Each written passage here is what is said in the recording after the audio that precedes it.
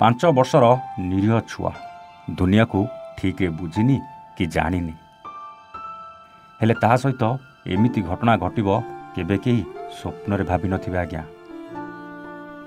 ନିଜ ବଳ ଅନୁସାରେ ନିଜକୁ ବଞ୍ଚାଇବାକୁ ଚେଷ୍ଟା କରୁଥିଲା, ଆଉ ଛାଡ଼ିଦିଅ ବୋଲି ଚିତ୍କାର କରୁଥିଲା। ହେଲେ ସେ ଯୌନ ରାକ୍ଷସ ନିଜ ଯୌନ କ୍ଷୁଧା ମେଣ୍ଟାଇବାକୁ ପାଟିରେ ହାତ ଦେଇ ଦୁଷ୍କର୍ମ ପରେ ଦୁଷ୍କର୍ମ କରିଚାଲିଥିଲା। କାନ ବି କାମୁଡ଼ି ଛିଡ଼େଇ ଦେଇଥିଲା। ନିରୀହ ଛୁଆଟିର କଅଁଳ ଶରୀର ରକ୍ତରେ ଜୁଡ଼ୁବୁଡ଼ୁ ହୋଇଯାଇଥିଲା, କିନ୍ତୁ ଟିକିଏ ବି ସେ ରାକ୍ଷସକୁ ଦୟା ଆସିନଥିଲା। ହଁ ଆଜ୍ଞା, ସେଦିନ ଥିଲା 13 ତାରିଖ ଗୁରୁବାର ଅପରାହ୍ନ ସମୟ। ଘର ବାରଣ୍ଡାରେ ଖେଳୁ ଖେଳୁ 5 ବର୍ଷର ନିରୀହ କଅଁଳ ଝିଅ ହଠାତ୍ ନିଖୋଜ ହୋଇଯାଇଥିଲା। ଅନେକ ଖୋଜାଖୋଜି ପରେ ପରିବାର ଲୋକେ ବ୍ୟସ୍ତ ହୋଇପଡ଼ିଥିଲେ। ରାତି ସାରା ୟା ତା ଘର ବୁଲି ବୁଲି ଆମ ଝିଅ ଆସିଥିଲା କି ବୋଲି ସମସ୍ତଙ୍କୁ ପଚାରି ଚାଲିଥିଲେ। ରାତି ପାହି ସକାଳ ହୋଇଯାଇଥିଲା, ହେଲେ ନିରୀହ ଛୁଆଟିର କିଛି ଖୋଜ ଖବର ମିଳିନଥିଲା। ଶେଷରେ ଶୁକ୍ରବାର ଦିନ ଝିଅର ନିଖୋଜ ହେବାର ଘଟଣା ଥାନାରେ ରିପୋର୍ଟ କରିଥିଲେ ବାପା ମା। ରିପୋର୍ଟ ପାଇବା ପରେ ପୋଲିସର ଆରମ୍ଭ ହୋଇଯାଇଥିଲା ତନାଘନା। ଏପଟେ ପୋଲିସ ତନାଘନା କରୁଥିଲା, ସେପଟେ ପରିବାର ଲୋକେ ବି ଖୋଜିବାରେ ବ୍ୟସ୍ତ ଥିଲେ ଝିଅକୁ। କିଛି ଗାଁ ଲୋକ ଘରଠାରୁ 100 ମିଟର ଦୂରରେ ଏକ ମହୁଲ ଗଛ ପାଖରେ ସେହି 5 ବର୍ଷର ନିରୀହ ଛୁଆଟାକୁ ଦେଖିଥିଲେ।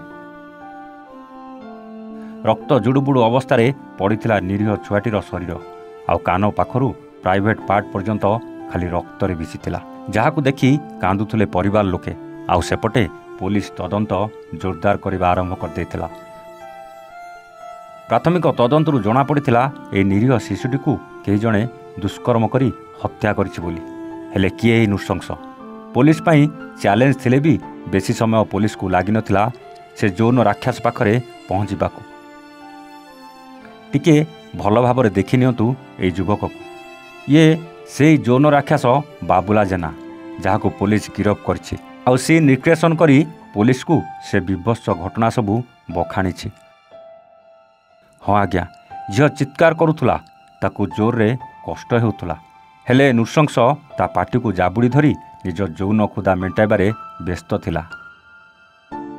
ଖାଲି ସେତିକି ନୁହେଁ ଆଜ୍ଞା, ଏହି ରାକ୍ଷସ ସେହି କଅଁଳ ଝିଅର କାନକୁ ମଧ୍ୟ କାମୁଡ଼ି କାମୁଡ଼ି ଛିଣ୍ଡେଇ ଦେଇଥିଲା। ଆଉ ଶେଷରେ ନିଜ ଯୌନ ଭୋକ ମେଣ୍ଟାଇ ସାରିବା ପରେ ନିର୍ମମ ଭାବେ ହତ୍ୟା କରି ସେହି ବୁଦାମୂଳେ 5 ବର୍ଷର ଝିଅକୁ ଛାଡ଼ି ଘରକୁ ପଳାଇ ଯାଇଥିଲା।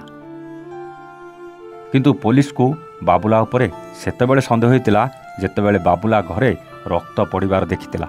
ଆଉ ସେହି ରକ୍ତକୁ ଦେଖି ବାବୁଲା ଜେନାକୁ ଥାନାକୁ ନେଇ ପଚାରିବା ବେଳେ ସବୁ ସତ ମାନି ଯାଇଥିଲା ବାବୁଲା ଜେନା। ଏମିତି ଏକ ଘଟଣା ଦେଖିବାକୁ ମିଳିଛି ଅନୁଗୁଳ ଜିଲ୍ଲା ନିଶା ଥାନା ଅଞ୍ଚଳରେ। ଆଉ ପୋଲିସ ଗିରଫ କରିଥିବା ଏହି ବାବୁଲା ଜେନାର ଘର ହେଉଛି ସେହି ନିଶା ଥାନା ଅଞ୍ଚଳର ଜେରେଙ୍ଗ ଦେଉରୀ ସାହିର। ଥରେ ଭାବିଲେ, ଦୁନିଆକୁ ଠିକ୍ ଭାବରେ ଜାଣିନଥିବା ଚିହ୍ନି ନଥିବା ଏହି ନିରୀହ ଛୁଆଟିକୁ କିଭଳି କଷ୍ଟ ହୋଇନଥିବ। ଏମିତି ନୃଶଂସ ଯୌନ ରାକ୍ଷସକୁ କେମିତି ଦଣ୍ଡ ମିଳିବା ଦରକାର, ବିଚାର ଆପଣଙ୍କର। ଅନୁଗୁଳରୁ ଲଲାଟେନ୍ଦୁ ନାୟକ ରିପୋର୍ଟ, A1 ଓଡ଼ିଆ।